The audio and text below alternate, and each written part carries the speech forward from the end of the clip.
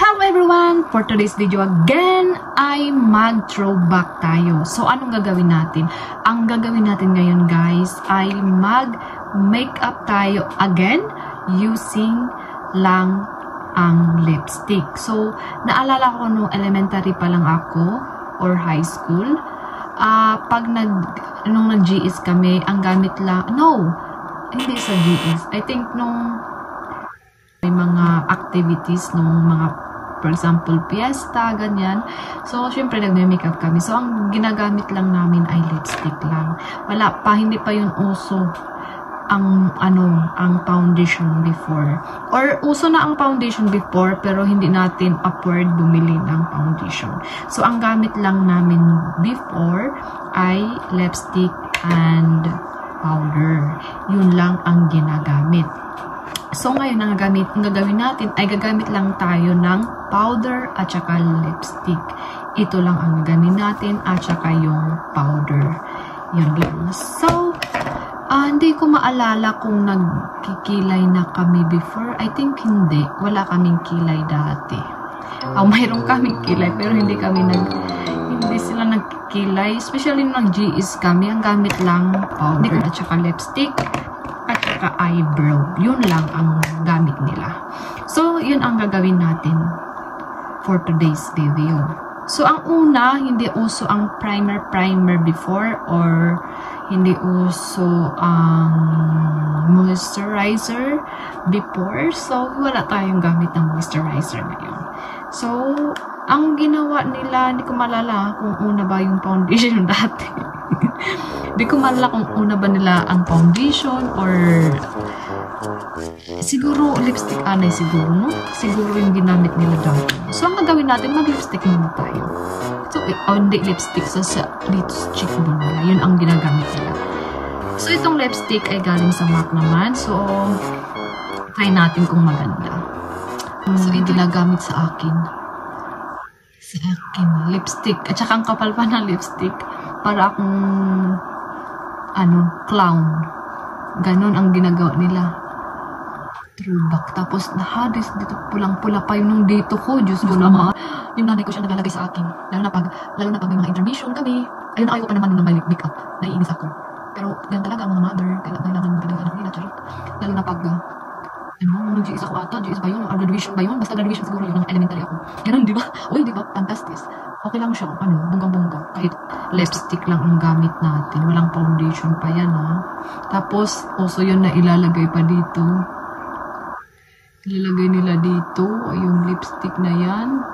Yung lipstick na to, flexible yan. Kahit saan yan siya. Yan, ilalagay nila dito. Walang brush dati. Kamay lang. Bonggang-bongga na yon.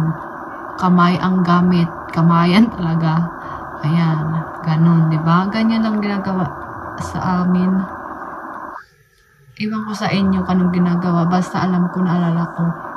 Elementary ako, ito na ang ginagawa. Lipstick lang. Pwede na. Lalo na pag walang pambili. Ito ba talaga yung makeup ko dati? Napakabongga naman kung gano'n ang makeup ko.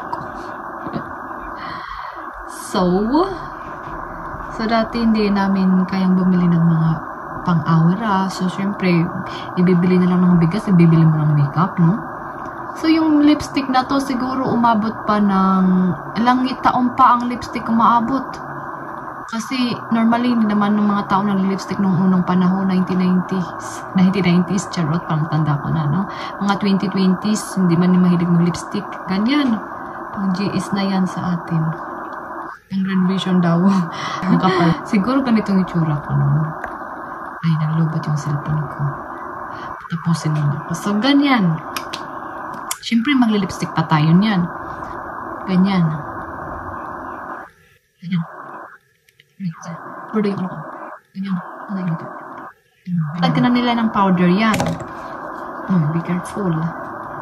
Nalagayan na nila ng powder. Powder lang. Di ba para ka na rin naka-foundation? Ay, ang ganda niya guys, kung sa natural, o wala, sa camera parang pulang-pula ako, pero as in tingnan nyo ah. Tingnan nyo ah, dyan oh, maganda siya. Sa harap ng camera ay parang hindi, pero tingnan nyo ang ganda niya. Maganda pag lipstick lang ang gamit pala, no? Depende siguro sa nag-makeup. Simple lang, di ba? Saan ka pa? Napamura ka pa, lipstick lang ang gamit mo, di ba? Di mo na kailangan mag-hire ng makeup artist. Nanay mo, okay na ah. O, mga inday, mga intoy, charot, intoy. Kung wala kayo pambili ng ng foundation, kasi syempre yung foundation medyo iba kung mahal sa inyo, pero depende yun sa ginagamit yung foundation.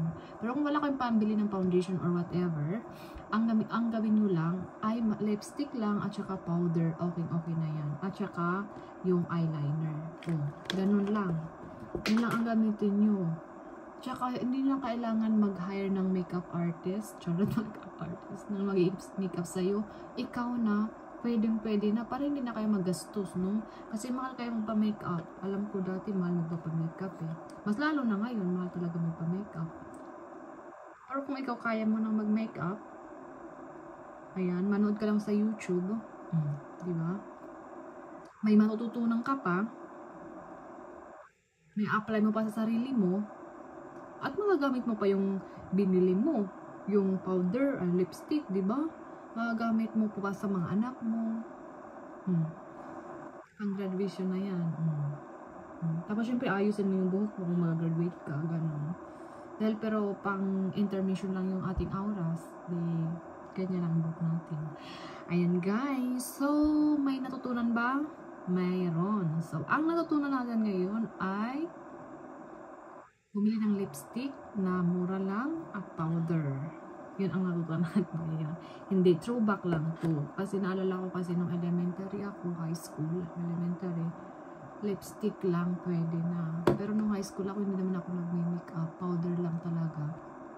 Baby Johnson lang ang gamit, diba? Okay na. Hindi naman kasi uso ng makeup before eh. Wala namang ganon. Ngayon lang yan yung generation na mahilig mag-makeup kasi. So, ayan guys. Thank you for watching again. So, kung mayroon kang natutunan, comment down below. Charing. So, yung ating makeup, it's only for throwback. Ayan. Ganon ang mga makeup before. Lipstick lang ang ginagamit. Kasi, yun ang mabilis at madali at mura at kayang bilhin ng parents natin. Kasi, lipstick lang at saka powder. Okay na.